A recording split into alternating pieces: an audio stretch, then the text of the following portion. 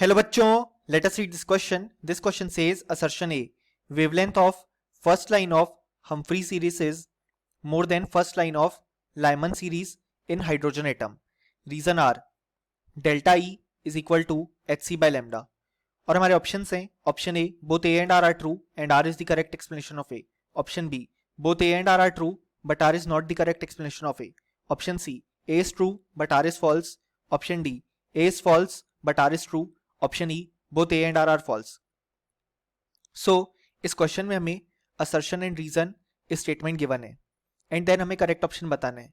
सो इस क्वेश्चन को सॉल्व करने के लिए हमें जो की कॉन्सेप्ट रिक्वायर्ड है वो है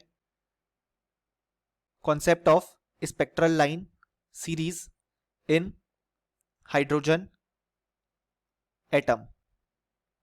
सो यहां पे अगर हम बात करें पहले हमारे पास हम्फ्री सीरीज की फर्स्ट लाइन की बात की गई है. सो यहाँ पे हम्फ्री सीरीज की फर्स्ट लाइन के लिए जो N1 होगा वो तो 6 होगा क्योंकि जो लाइन 6 पे आती है वो हम्फ्री सीरीज का पार्ट होती है एंड फर्स्ट लाइन कहा गया है. सो N2 की वैल्यू हो जाएगी 7. अब अगर हम एनर्जी गैप फाइंड आउट करें डेल्टा ई तो वो हो जाएगा -13.6 मल्टीप्लाइड बाय जेड स्क्वायर जो कि 1 होगा हाइड्रोजन के केस में क्योंकि उसका एटॉमिक नंबर है 1 अपॉन एन स्क्वायर की है हमारे पास यहाँ पे 7 square minus 13.6 multiplied by 1 square upon 6 square.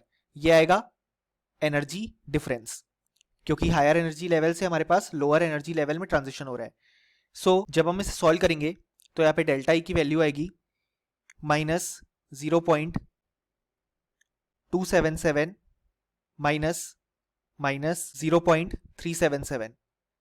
इसे सॉल्व करने के बाद हमारे पास वैल्यू आएगी यहाँ पे 0.1 इलेक्ट्रॉन वोल्ट. सो ये आया energy difference for the first line of Humphrey series.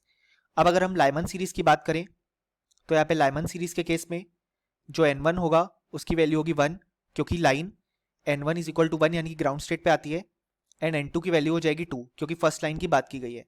सो यहाँ पे अगर हम डेल्टा ई यानी कि एनर्जी डिफरेंस जो फाइंड आउट करें वो हो जाएगा -13.6 मल्टीप्लाइड बाय जेड स्क्वायर जो कि है 1 का स्क्वायर अपॉन 2 स्क्वायर क्योंकि n की वैल्यू है 2 minus -13.6 multiplied by 1 square upon 1 square. So ये हो जाएगा -13.6 अपॉन 4 प्लस 13.6. सो जब हम इसे सॉल्व करेंगे तो हो जाएगा -3.4 प्लस 13.6 यानी कि इसकी वैल्यू हो जाएगी 10.2 इलेक्ट्रॉन वोल्ट. सो अगर हम देखें तो लाइमन सीरीज के लिए जो एनर्जी डिफरेंस आ रहा है वो ज़्यादा आ रहा है as compare to energy difference for Humphrey series.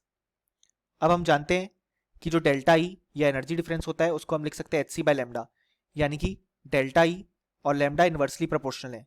सो जो लैम्डा का रिलेशन होगा वो होगा हम्फ्री सीरीज के लिए जो वेवलेंथ है या लैम्डा ज़्यादा हो जाएगी as compare to wavelength of Lyman series.